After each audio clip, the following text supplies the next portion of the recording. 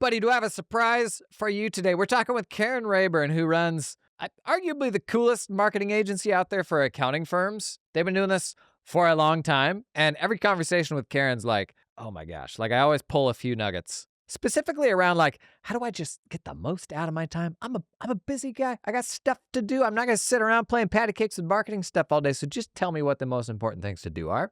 Karen's agency, The Profitable Firm, they've been around for a while. If you haven't heard of them, I almost guarantee you have seen their work because they've helped so many firms with this stuff. But today we're talking about like, what's the DIY version of marketing where I like start small? What are the things I need to be measuring to ensure that I'm actually working on the right things? But then like, what does it look like to start to get some help, and how much of marketing can I actually successfully delegate? Because the notion that I can just hire someone or pull in an agency and spend a bunch of money on ads or something like that, and they actually perform, as many of you know, like that is a mirage. I've yet to actually see that happen in the wild. So how involved do I have to be? Because I got stuff to do, man. This was a good conversation. I think you're going to like it. Without further ado, here's Karen.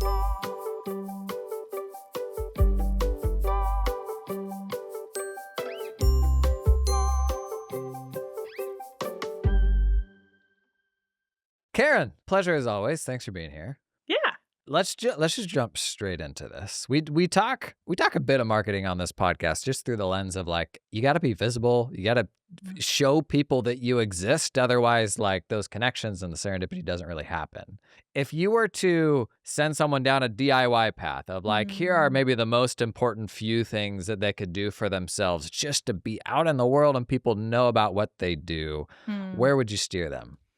Great question, because that is where everyone begins. Everyone begins at the DIY stage, whether you're just starting your firm, whether your firm's been around for a while and you're becoming aware that you need to improve your marketing.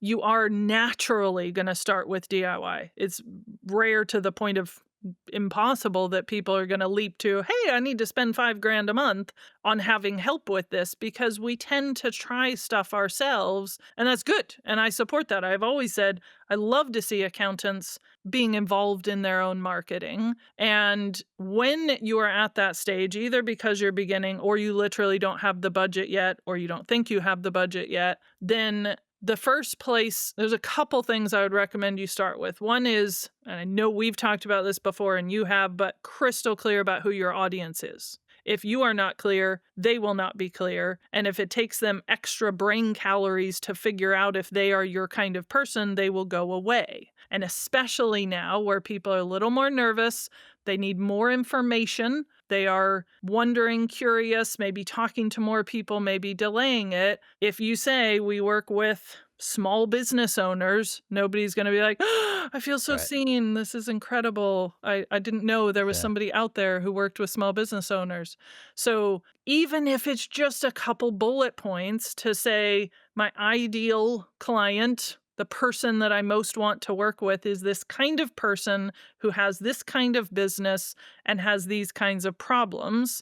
Could be an industry, doesn't have to be. Could be a category, geography, gender, etc. But usually it's somebody with a particular problem. Maybe they happen to be craft breweries with that problem or creative agencies with that problem. And then you can match that to what you serve.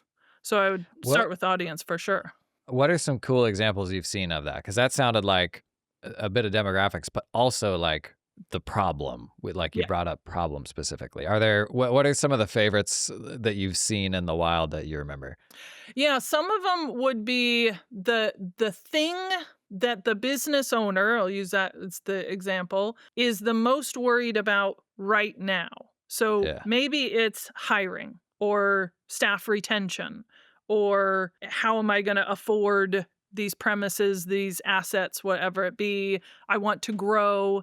There is something that they think is the core problem. Now, we all know that there could be 5 or 6 sub-problems underneath that, which is, to do with not knowing what their most profitable product or service is, not having a good culture, whatever those things are underneath. They don't know that. So if you say you need to improve your culture, they'll be like, no, I don't. I just need these people to work harder. That's what I need. So going in with the thing that is weighing on them that they think is the problem, whether it's cash or team or hiring or profitability or making more sales. And I would argue it's the same for accountants. We get accountants that are like, I need more leads. And we're like, do you though? Like, do you? How many clients do you have? What's your average fee? What's your client churn rate? What's your retention? What's the referral rate from existing clients? And they go, well, a lot more of our clients are leaving and we're not actually getting as many referrals. And we're like, okay, so that could be part of your marketing strategy.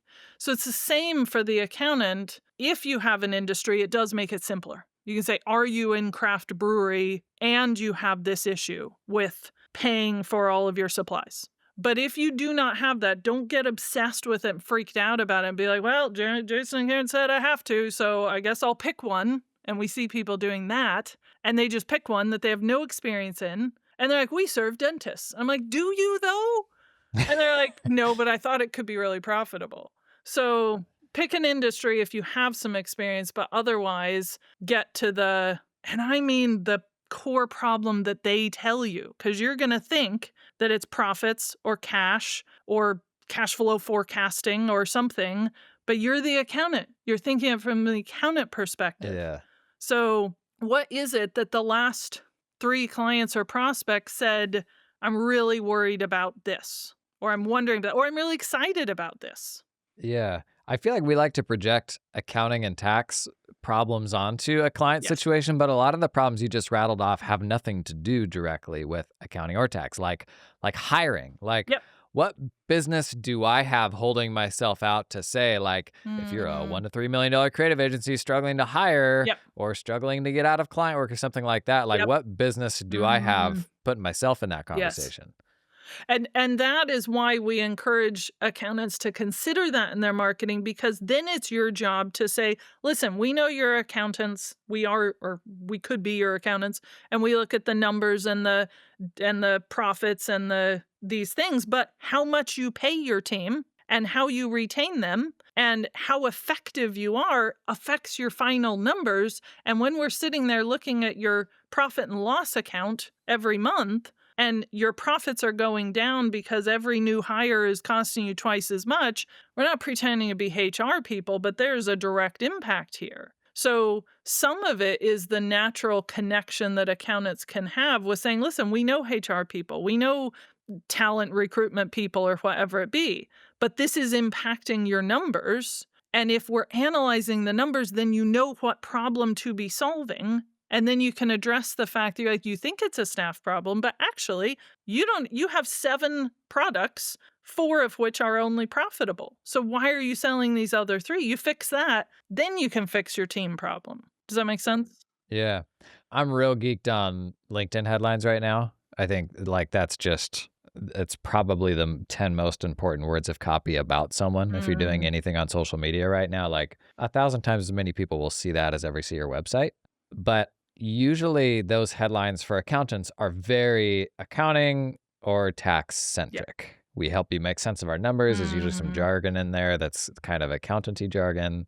Like, do we have any business putting something on there that is like, I'm helping creative agencies that are blocked on hiring or that have culture issues? Or like, is that a weird roundabout take if ultimately what we identify as is accountants, and it's usually the framing of what we do is more through the lens of the accounting and the tax rather than maybe the advisory, which is more open-ended? It's a really good question. I would argue there's a big, big difference between a personal statement on your own personal LinkedIn profile and a, hero message on your website, which is a different platform. And that's such a good point. The messages that go on your website, your social media posts, different platforms of social media, your own LinkedIn profile, and your emails, they're all going to be different versions on the same thing. So whilst, it's such a good point. I would argue you don't want to put that on your LinkedIn profile, because then people think you're a hiring recruitment specialist. Staffing, Yeah, and you don't want to confuse them. But what is the core thing that you're fixing for the creative agency owner? So you might say, accountant for the creative agency owner who isn't as profitable as they'd like to be, who isn't reaching their goals, or who has big goals and doesn't know how to achieve them. And then your content can sprinkle those issues throughout. I literally just had a conversation with a firm today in the UK who asked that same question, and they decided to run a webinar on attracting good talent. And I said, I'm very curious how this webinar is going to go compared to your other ones because you're not HR people. And he said, yeah, but a lot of our clients have this issue. So they ran it and they didn't have very many people come. And we said, well, first off, doesn't matter if not very many people come. It matters what they do afterwards. Did they get in touch with you afterwards for accounting? And they said, no, not really. We're like, okay, that's a good learning. Every marketing task you do gives you a good learning, whether it's a fail or not. And we said, maybe the webinars do need to be more on accounting-y topics, but then you could mention the staff thing within it. Or you run a staffing event with a HR person there, and then they can see the connection. But we said you have to address the, why is my accountant talking to me about this thing? And you're saying, I'm talking to you about it because it's worrying you, right? That is impacting your numbers, which is impacting your ability to do this work that you want to do and to achieve those goals. So let's look at those goals. But I would still circle back to the issues, yes, but also the qualities and personality as well of the person. Are you ambitious? Are you, do you own multiple companies? Are you somebody who's experimenting with different things? Are you tech focused? You have that combination of the issue and the type of person, and of course, industry, if you can wrangle it. Do you think of someone's personal LinkedIn as, there's a version of a headline that is more like a resume, and then there's a version of it that is optimized for, here's the job that I'm trying to do with my personal LinkedIn right now. Those are kind of two different things, right? What do you lean, like you said maybe I run multiple companies. Like, do you think of that headline as more like this reflection of my identity, or I have these specific goals for my personal LinkedIn right now, and the headline is going to be tailored to that end? I was going to say, I think as with all marketing, your LinkedIn header, your website message, your email core messages need to change with what you are focused on at the time. And it's good for it to change. If somebody's LinkedIn profile has the exact same wording that was there 5 years ago, 10 years ago, the subtle message to people is this person hasn't changed. They're the exact same person they were 10 years ago. Probably not true, but that doesn't inspire like, wow, I'm seeing that person grow and change and become better at what they do and more focused. The other thing to be aware of is little, seasons of things that you focus on. You see that I was talking to one of our strategists at PF about people like Daniel Priestley, who does bursts of things towards a particular focus. We're going to talk about scorecards for everywhere. Everywhere you go, it's going to be about scorecards. And then for a couple months, it's key person of influence. And everywhere you notice key person of influence. The fact is, people like that with many, many strings to their marketing bow are picking different areas of focus for what they want to promote. So when I think of Daniel Priestley, I think of key person of influence because that's something I'm working on. So I notice it. And it becomes very subtle. It's not like every call to action is the same. It's not like you go to his website and you go to his LinkedIn, you go to his social, and the words are the same. But the gist that you get is the same for a period of time because they want you to get that gist. So I believe that accountants could do the same, and you could adjust your LinkedIn profile. We have a couple of clients doing this right now with a scorecard, speaking of scorecards, and they use the scorecard app, and they have a scorecard for the business owner, maybe the hospitality business owner or the creative agency owner, and they promote that on their own LinkedIn as the call to action because they help hospitality business owners. And oh, by the way, here's a hospitality scorecard. And then it goes to the website. That's not the only thing they do. They're not the hospitality experts for all ever and time immemorium, but it's for that time. And then you can tweak it. Yeah, there's a certain seasonality to people's problems too. That's something that in my business we're actually trying to be more mindful of right now, is those themes. Like, and accounting firms obviously are very cyclical, but there's times of the year where they're uber focused on a specific problem, but then 3 months later it could be a completely different sort of problem.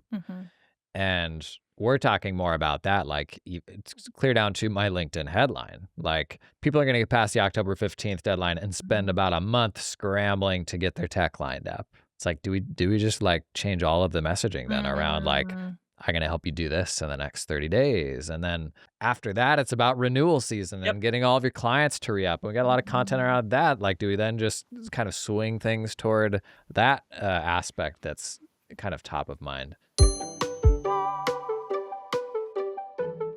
This episode is brought to you in part by TeamUp, who will find you talented accountants in the Philippines. TeamUp, their motto, hire a person, not a company. So TeamUp's difference is they're for the folks that literally just want to engage the people in the Philippines to come and work for them, rather than like Accounto Corp, who then employs a bunch of Philippines accountants and then you pay Accounto Corp. Because sometimes the problem with Accounto Corp is you're paying as much to Accounto Corp as the actual individual that's on your team gets. And that's kind of a bummer. If I'm paying $2,000 a month and only $1,000 of that's going to my team member. Very common progression that I see with folks building offshore teams. They start with Accounto Corp for the first few hires, and then they're like, we just want to do this ourselves. We actually don't like the middleman. And oftentimes it's actually impossible or insanely costly to get your team member out of Accounto Corp. So then you're kind of like trapped. Anyways, TeamUp, they've got recruiterments on the ground in the Philippines who will find talented folks for you. You just work with them directly, same way you'd work directly with somebody in the States. If you haven't done it before, you're gonna have a bunch of questions. What about computer stuff? What about security? The answers for those are usually the same as whatever you do for your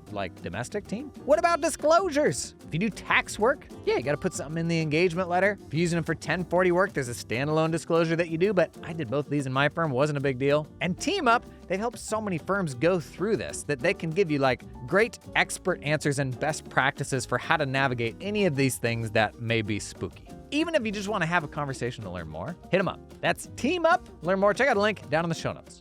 Today's episode is sponsored in part by Makers Hub. You know the fastest way into the heart of any company that has inventory or complex purchasing stuff, it is the bill pay process. That was our foot in the door to doing all sorts of advisory for these companies and cash planning and stuff that actually paid pretty well. And this is now a juicier opportunity than ever before, thanks to how AI is changing accounts payable.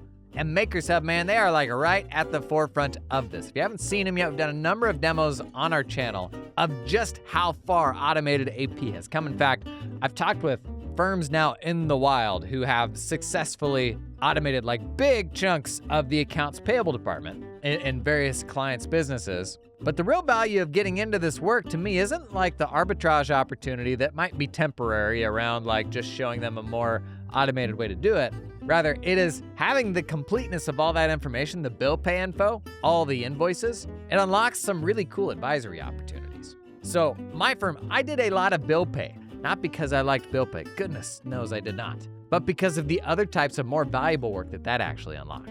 The advisory opportunities that we didn't otherwise have access to because we didn't have that really valuable information. If you want to learn more about just how automatable this stuff is now, man, check out the link in the show notes to chat with the folks at Makers Hub. We riff on this with my team oftentimes, and it's one of those things that is a bad idea, but we still imagining doing it at some point. Do you ever think about launching an accounting firm? Do I ever think of launching an accounting firm? Yeah. I have thought before that if I had one, it would help immensely, because if I'm talking to accountants and saying, I too am going through this. And I was actually thinking the other day about some of the apps that I have seen be the most successful. And they are people who either own or are part of an accounting firm. And then they can get in. Here's the other thing. They can get into all the accounting industry things. Your community is just accountants, right? It's not people selling to accountants. Yep. Yeah. So this person is legit an accountant, and they also sell their app. You're not going to chuck them out because they're legitimately an accountant. And I'm like, God, that is actually, it's first clever, but secondly, it makes sense because I know multiple of these people. And when they say, I know how you feel, last month in my firm, this happened. And the person's like, oh my God, me too. I feel seen, I feel heard. So I do think that the benefit of that is that direct connection, which is back to what we were saying about marketing and the audience. You're trying to help the audience go, oh my God, I thought it was just me. I thought I was the only one dealing with this, and I relate to you. It's what comedians do. You know, they tell us something and we go, oh, I thought I was the only one who had a drawer Yeah. like that. Everyone has a drawer like that with old mobiles and batteries and, takeaway menus. Like everyone does. And I thought I was the only one, which is what makes it funny. So yeah, I think it's a clever approach. So to pull on the string more, if you did this, what would that what would that elevator pitch be? Who would you serve? Mm. What would their problem be? Like, what's something that's kind of associated with Karen and her background? Maybe it's creative agencies. Like, what do you think you would build that firm around? And how I'm trying to get to like, what is a great example of positioning? Mm-hmm. And if anybody ought to be able to position accounting, it ought to be Karen, right? So, like, what's an example of this done well? Well, yeah, that's such a good question. I would hesitate to use my experience as running an accounting firm because I haven't. But I have worked in an accountancy firm myself and run the marketing for them and then all of the accountants that we're working with. But I would circle back to if I was going to start one, I would think about who am I best placed to connect with in the Yeah. best possible way. It could be creatives, creative agency owners, people in that sort of industry. And I love talking to those people because then we have so much of an affinity. And again, I can say, well, I run a marketing agency, and in my agency, this happens. And I do see accountants doing that a lot, talking to their clients as business owners. So Yeah. whoever it is, it needs to be people that you have an affinity with and a connection with and some experience of helping. So that's actually why I created PF, because I'm like, I am a CPA. I have worked as an auditor. Then I worked in an accountancy firm doing accounting and auditing. Then I became their marketing manager. Then I set up a consultancy firm for them. And then I started serving lots of accountants. So I love accountants and I understand how they think, but I don't have a current accountancy firm. But I'll just create one, Jason. As soon as this podcast's done, just go and create one. How hard could It's it just be? how hard could it be? Okay, so creative agencies, how would we drill into that further? How would you like qualify that? And what are the problems you think you would sort of talk about to attract the right sort of fit for? Yeah, so I think it is helpful to have an idea of the size of the business that you're working with. Do you work Okay. with startups? Do you work with established agencies? Do you work with people who are becoming, they're transitioning from, we worked with an accountancy firm who had 4 levels of creatives. You had the solo person just doing it for themselves. Then you had the transitional period of the solo person becoming a small agency, 1 to 4 people. Then you had the 5 to 12 people, and then you had the established 1 million plus. And what he discovered, which I'm sure I would too if I was going this route, is that of those 4, there's one that you're the best at. And so if we were, establishing this imaginary accountancy firm and we're going to serve creative agencies, I think it is healthy to start with multiple categories so that you can drill down, because you want to start a little bigger at first, if you can. If you start super, super tiny, your pool is tiny, and then you might discover, God, I am really good at serving these solo ones, but I don't enjoy it and it's not profitable. And then you have to sort of start over and go, oh, you know how our minimum fee was like $495? It's now $2,500. And they're all going, what? I thought you served small. So then the brand awareness is confusing. So start a little broader and allow yourself room to get more and more specific and figure out who you like, who's profitable, and who you can get results for. Okay, so to bring this full circle, starting with the DIY version, first things first, figure out who you're talking to. More like action-oriented, where do you show up? Like, where would you recommend that they be engaging? Obviously, they are busy, and that's always the enemy of thinking about these things and doing these things. So what do you think are the highest impact couple things they could do? And that is a tough one because it depends on the audience. So that's why we start there. If you are serving creative agencies who tend to physically get together and go to creative agency events, then you need to be there. You need to be going to agency networking events if you can, or speaking to agency owner, or connecting with people who then connect you with agency owners, like making those connections. And this is where I think a hybrid of in-person and online is going to do you good, especially at the DIY level, because we all know that in the early days, you get the fastest signups and new clients from physically meeting somebody at an event, at a networking, a referral from somebody who knows you personally, and they say to their friend. So do that combined with a presence in the place where those people are. So if all of those people are on LinkedIn, you blast the heck out of LinkedIn. If they're on Instagram and TikTok, you better figure that out and get on there. And one of the dangers, like you said, there's so many and you're so busy, you're thinking, I got to be on LinkedIn, I got to be on Instagram, I got to be on Facebook, I got to be on TikTok, I got to be on YouTube. I need to have a whole YouTube plan. And that means I need to be recording videos every day. I'll do a podcast and I will also run an event. And then you're starting to overwhelm both yourself and them. So pick the things that are possible. Pick one social media platform that they hang out at and you can get good at. And then if that gets good and you want to cross post to another one, you can begin doing that. And don't neglect the actual in-person things, whether it's an online event or an in-person event or a networking or an exhibition or a conference or something that physically puts you in front of these people, because if your buyer's a little bit nervous, they're going to be reassured by having met you in person. Okay, one more question before getting into how would I begin to get help with this? What should we be measuring? Because yes, great. There's definitely this allure of tracking, like chasing vanity metrics, and this is oftentimes the fear of going specific. But you said something earlier. You said even if you run an itty-bitty webinar, what matters is what people do next. Yep. So where should we be measuring that? Is that click-throughs from social? Is that just new clients? Like how do we approach that? That is such a great question. We've been becoming much more obsessed at PF with analytics of the kind that each firm needs. So it's always different. If you're at the DIY level, I would start with knowing what is the overarching analytics, the numbers, the data that you are shooting for. Do you genuinely need more clients, or do you not actually need that many more? You need a higher value per. So instead of 10 more clients at 500, you need 2 clients spending $4,000 or whatever it be to make that math does not work out. But you know what I mean?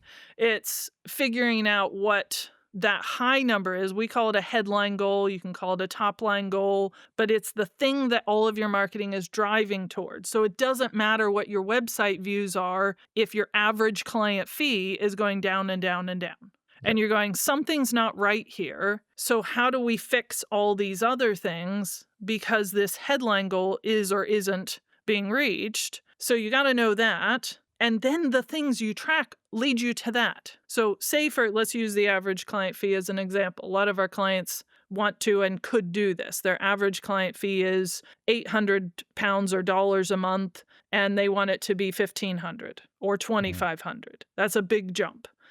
We work with a firm who has a very specific number of clients spending at least $1,000 a month. And right now they have 12. And then they have this big number that they want to get to, but they will get to it because, once you start tracking it, you get obsessed with it. So if they need to increase that average fee, the things they need to track are what is the average fee? Where is it coming from? What size of clients are these? How long are people staying with us? And then on things like the website, probably be tracking views and bounce rate and engagement on the pages that have to do with the people inquiring, the pricing page, the contact page, the asset lead generation page. Like they have a page with a questionnaire on it. How many people are filling in the questionnaire? And the broad view is, what is the progression that people are going through? They are progressing from coming to your social,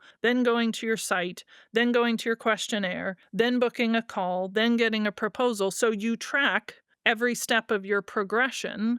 And I know I'm throwing around a lot of numbers, but it might only be 5 numbers. Your average client fee, your website visits, the number of people to a page, number of people who fill in the questionnaire, number of calls, and number of proposals, and maybe conversion rate. And that's it. And then you can add more as you have time and energy and help to add more. But if you obsess over the analytics right down to the bounce rate on a page that nobody's even going to, how is that helping you when actually you could just send 6 emails to existing clients saying, I know you do your own bookkeeping. Did you know that we could do that for you for this? And here's a quick video of some things I noticed in your bookkeeping that wasn't quite right. That could get you further, but I'm saying we because I do this too. It's more fun to design a new website page and create a new social media account than it is to pick up the phone and ring a client or email them or, face rejection, because you're like, yeah, but if I send out this email to 3,000 people, which takes me 4 days to craft and put together and figure out my CRM, I need a CRM system. And then you finally send your email and you're like, nobody's signing up. I did all that work for nothing. Where you could have emailed 3 people or texted them and they'd be like, no, that's not really what I need. Yeah, no, I feel like you're personally attacking me right now. That's a great thing about social media. People talk about this with DMs and social media strategy as well, where it's like you'll put all this effort into stuff that everybody can see, and you've got people on the threshold, and you're like, if you just responded to that DM or just sent that DM, ask them, do you want to hop on a call and riff on this thing you were just talking about? That's actually how you get people over the line. Yes. Yeah. And that is the hard one, because I believe a lot of times what we're trying to do is push the marketing away from us or the sales. And we're like, oh, if I spend ages of time on this beautiful web page and, crafting these design of these images, I can push away the hard work of going, hey, is there anything about this offer that does not land? Which, side note, that is a great opportunity with something like ChatGPT. Use your AI tools to be like, can you act as a creative agency owner making at least $1 million who's struggling with this, this, and this? Here's the offer. Can you tell me all the reasons that would not suit you right now? And there isn't, I would still recommend asking real humans as well, but it can gather in the aggregate and be like, well, I might be wondering this. You haven't mentioned pricing. You've been super vague. I'm worried it's going to cost too much. I don't trust you. I don't know you. And if you get it to rip some holes in it, then you can fix those. And then your offer can be a little better. But I'm a big fan of minimum viable. Here's an idea. Here's a thing, and see who picks up on it. There's so much to what you said too about the fear around sales. Marketing is hard for accountants to make time for, but sales is almost on a whole nother level where there's this element of discomfort as opposed to marketing, which can sometimes feel like a little bit more of a creative escape, and you're using a different part of the brain. But it comes down to sales, which is where the rubber meets the road, and you're facing rejection, and you're worried about your reputation. And marketing can get them to the door, but it's sales that ultimately is going to close that new client at a price that you want and all that. And I honestly think that it actually keeps people from doing more marketing, because there is this sort of looming fear of just the sales process. I do have a lot of accountants that are like, actually, you get them in the door and I'm good. The door, I can close Zoom door, them, whatever. If I can get a call with them, I can help them understand how we can help them. I can listen, I can do this. And I'm always thinking, but why isn't your marketing doing that for you? Your marketing, your videos, your posts, your website pages, your pricing, it's supposed to be doing so much of that so that by the time they come, there's not much convincing to do. So I wonder too, I think some of what you've said is relevant for some people who don't enjoy the sales, but I think there's people who do enjoy the sales part, but they enjoy the hunt of it. I have to have a 45-minute call, then a 30-minute call, then an hour-and-a-half proposal. What if your marketing was so addressing their needs and issues that you had a 15-minute call and they signed for $2,000 a month? That's actually really good marketing. And you're going, well, I don't know what to do with that, because I'm supposed to talk to them for an hour and a half and say the same things that I said to every other person for the last 15 years of my life. This episode is sponsored in part by Ignition. Come. Here's the thing about client billing. You can't bill for the time you spend billing. You can't. It is pure waste. And we're bad at billing because it's icky. You let things slide, you don't get paid. You waste time chasing people for money. That's not what I did. I didn't want to waste time chasing them, and so I just eat it. Don't do that. This is where Ignition comes in, the leading revenue generation platform for accountants and professional services. When I was running my firm, Ignition wiped out our AR, it's true, and significantly reduced the time spent billing clients, saving our partners over 1,000 hours in the first year because they didn't have to bill all that stuff manually, man. With Ignition, we won more business with impressive online proposals. No more hustling PDFs and Word docs. We automatically pulled payment up front or at the end of a job when it was done. No more dialing for dollars. We transitioned our firm to more recurring revenue and better managed scope creep. No more leaving money on the table. Ignition is making thousands of firms more money and genuinely made us more profitable. Check out why over 7,000 of the smartest businesses run on Ignition at ignitionapp.com. I'll put a link in the show notes. Today's episode is brought to you in part by Mercury. Mercury is the fintech that over 200,000 companies now trust for banking and running their finances. I'm a happy user myself. Long before they sponsored this podcast, my money has been with Mercury because it's just like, man, traditional banks, they don't really seem to be going anywhere or getting any better. And you know all too well that struggle. In fact, and it's just dumb to even say out loud, but the greatest upside of your clients using better banking solutions might just be access. Not having to do two-factor authentication Olympics. Not having to have clients like forward you codes. You know the codes they get over text? The texts that say, never share this code with anyone. And then the process that we communicate to our clients is, hey, when you get this, send this to me.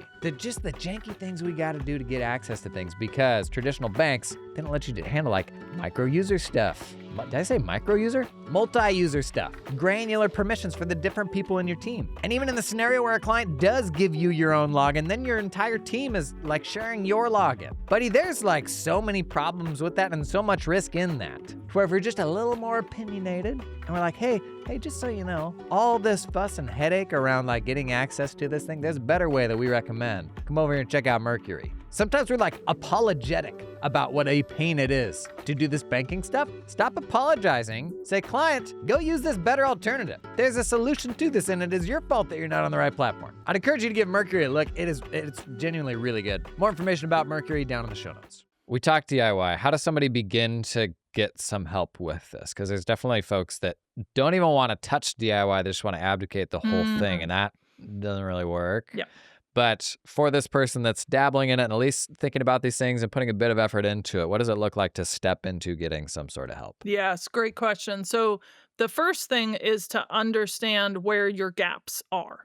And that is hard to do on your own because you need some objective help for somebody to look at the numbers with you, the marketing numbers, and take what's in your head. Like your gut feel, your understanding of where your client's at equally as valuable as that raw data from your website. So I think getting we call it a preliminary marketing analysis, but it's just looking at your core numbers. What are your website numbers? What are your social numbers? What are your email numbers?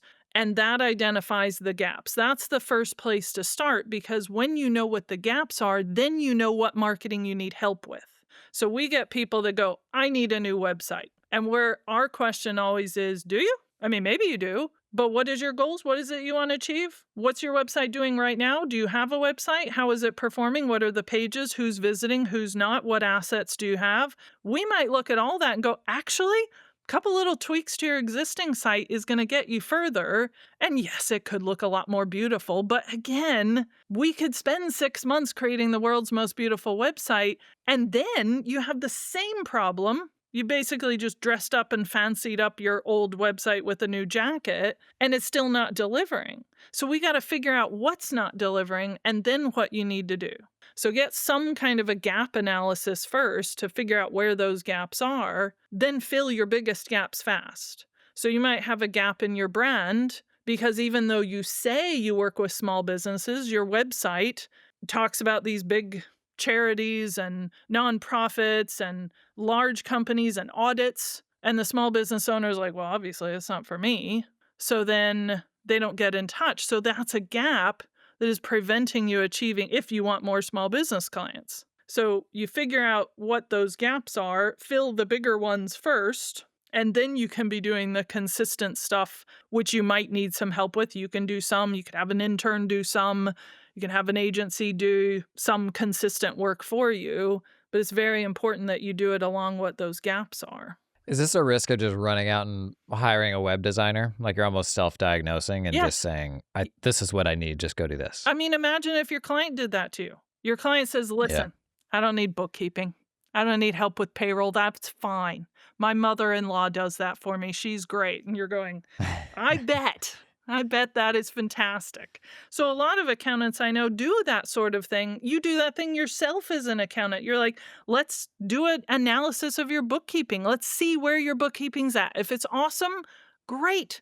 We can get to the advisory part. But if you're not willing to do that yourself, then you are saying, I know I need a new website because a website will bring me clients. And I can tell you right now, if you get a half-decent website designer and developer to make it look nicer, that isn't going to magically bring you more clients, even if you adjust the wording a bit. So it might be that just fixing some of the messaging and a better call to action and a bigger button and one lead magnet could solve all of what you're hoping to do with your big website project. But again, you're so tempted because a website project is kind of fun, you know? Yeah, Like, right, yeah.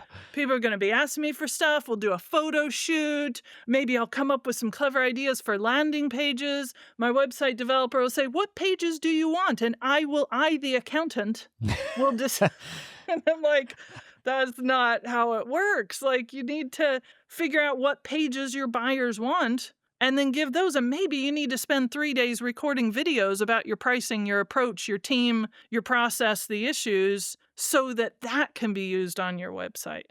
Yeah. Okay, so full to the end of the spectrum. I know your agency does, I think you call it fractional CMO, like Chief Marketing Officer, and that framing might be, it might sound, what's the right way to put this?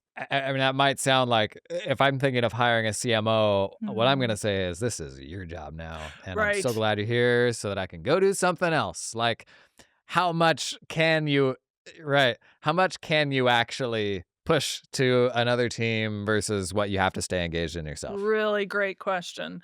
I would argue, you know, those 3 levels, DIY, do it yourself, done with you and done for Yeah. you. I would argue that true done for you does not exist for marketing if you want to get the good results and have your marketing represent you authentically. Because the concept of done for you is an abdication. It's hand it off. Now I will go and serve my clients. Whereas true marketing is meant to say, what clients and what are they talking about? What are they worried about this month? You know, I've worked with a firm who runs a group for their ideal client. You know, one of these, everybody gets together and talks about what's bothering them that month. And that's all it is. They just talk about it and throw ideas around and encourage each other. That's like a month's worth, 6 months worth of marketing content because they're hearing from their ideal client, this is what we're worried about this month. So you can turn that into content. So any support you get, outsourced CMO support, you know, even hiring an intern or people per hour, any of that kind of stuff has to be done with you to some level. It's just what level of done with you is there. And that is where in the early days it's going to be heavier. You're going to need to do more. You're going to need to share more. Here's our clients. Here's their issues. In the sort of middle days, you can pull back a little bit and say, now that we've got that strategy set, things can tick over and I can focus on recording the videos, showing up at the events, doing the speaking, you know, things that come best from your mind. And then you could get to the point where the whole team is doing that. So you're needing to do less because you're not the only one doing it. Those would be the stages, but you still need to be involved. I talk to so many people who are like, I spent so many tens of thousands of dollars with an agency on paid acquisition and these ads just aren't going anywhere. And I'm like, man, they're going to keep taking your money as long as you say you got a budget for it. That's, and this is, we see that all the time too. Or we see people who are like, do you know, it's a self-diagnosis. Do you know what we need to do? Ads. And I'm like, maybe. Yeah. How good are your website pages? What are the bounce rates? What are people landing on? What are they clicking? How long does it take them to go? And they're like, I don't know. I don't think very many people go to our website. I'm like, well, then your ad is going to be a complete bust because your ad sends them somewhere. Where is it sending them? What is the progression? And if you don't know the progression from I've never heard of you, I've vaguely heard of you, this sounds interesting, I will take a free thing, I will pay for a small thing, I will book a call. That could take somebody 2 years. So you Mm. have to know that process and have something for them at every stage. And we're back to the temptation that we will hire a marketing agency or person, and in 2 months' time, we'll have more leads than we know what to do with. And that is unrealistic. Sounds good.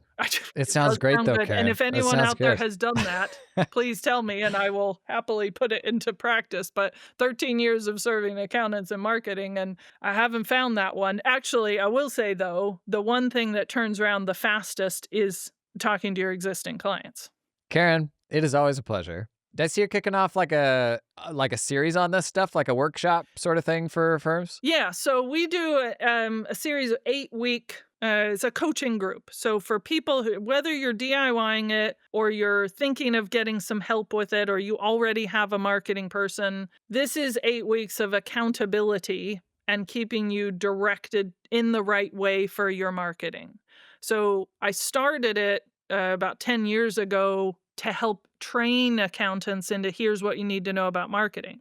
In the positive side, I've seen a lot of accountants being involved in their own marketing, and you are doing it. They're using ChatGPT, they're creating emails, they're writing posts, but it is a bit haphazard. So this Yeah. 8 weeks is, let's just remind you of what's important in what order. What is your audience exactly? Okay, good. All right, and what are their issues? And what is your core asset? Do you have one? You don't have one. Okay, you need to create that one.